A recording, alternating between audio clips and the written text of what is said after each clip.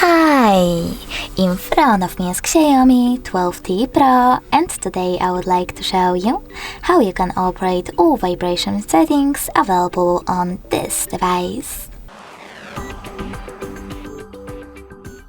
First of all, go into Settings and scroll down right away. Then choose Sound and Vibration. Now scroll down one more time and click on this switcher next to Vibrate Vocals. This way you can switch on or off vibrations for all your incoming calls. Now click on this one next to Vibrant in silent mode to switch off or on vibrations while your device is muted.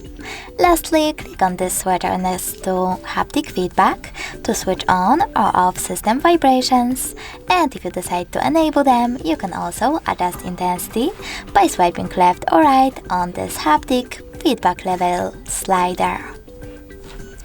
Thanks so much for watching. If you enjoyed this video, leave a like, comment and subscribe. Bye!